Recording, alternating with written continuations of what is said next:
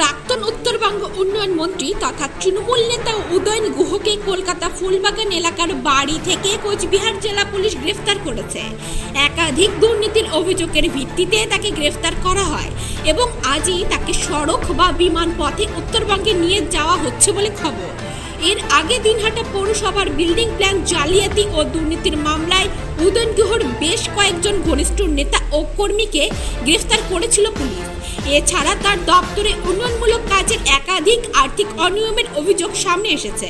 Police সূত্রে জানা গিয়েছে উদয়ন গুহকে ট্রানজিট রিমান্ডে সরাসরি দিনহাটায় নিয়ে যাওয়া হবে, কলকাতা আদালতে তোলা হবে না। এই বিষয়ে বিধায়ক অজয় রায় বলেন, অনেক আগেই তাকে গ্রেফতার করা উচিত ছিল। দেখুন, গ্রেপ্তার তো অনেকেই করা উচিত ছিল ওনাকে, কারণ ওনার নামে অনেক মামলা আছে। উনি রতন ভবনের খুনে যেমন 1 নম্বর আসামি আছেন, পঞ্চ শহীদের নাম আছে ওনার।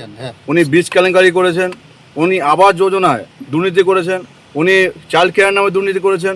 তো এরকম ভুরি ভুরি, এবং 21-এর নির্বাচনের পরে যে আমাদের জাতীয় মানবাধিকার কমিশন এসেছিল কোচবিহারে, ওনার নাম যে রেখেছিল নোটিস ক্রিমিনালের মধ্যে, তার মধ্যে 1 নম্বর নাম ওনার আছে তালিকার মধ্যে।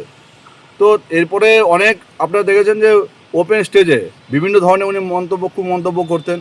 তো অনেকেই গ্রেপ্তার করা হচ্ছিল, আর উনি ভেবেছিলেন যে ভোটের পরে ভেঙে গিয়েছিলেন, ভাবছেন যে এখানে এইভাবে বেঁচে যাবে। আইন সবার জন্য এটা পরিষ্কার, এতদিন আইন যেমন ব্যবস্থা নেয়নি ও সেই বিগত সরকারের আমলে, কিন্তু এখন নতুন সরকার এসছে, উনি যা যা ক্রাইম করেছেন, যা যা অন্যায় করেছেন, সব ওনার বিরুদ্ধে, সব কিছুর বিরুদ্ধে ব্যবস্থা ওনার গ্রহণ হয়ে যায়। যেটা শোনা যাচ্ছে আগামীকাল থেকে দিনাটায় নিয়ে আসবে পুলিশ। হ্যাঁ, দিনাটা যেহেতু ছিল, দিনাটাতে নিয়ে আসবেই। আমরা দিনাটা মানুষও দেখুক, আর দিনাটা মানুষ দেখছে আমি কতটা খুশি। সবাই লাড্ডু বিতরণ করছে, কেউ বাজনা নিয়ে বাইরে বেরিয়েছে। তো লোকে এক প্রকার আনন্দ যে এতদিন ধরে মানুষকে মিথ্যা মামলা দিয়েছে, মানুষের অত্যাচার করেছে, মানুষ আজকে চোখের সামনে দেখতে পারবে সেটা।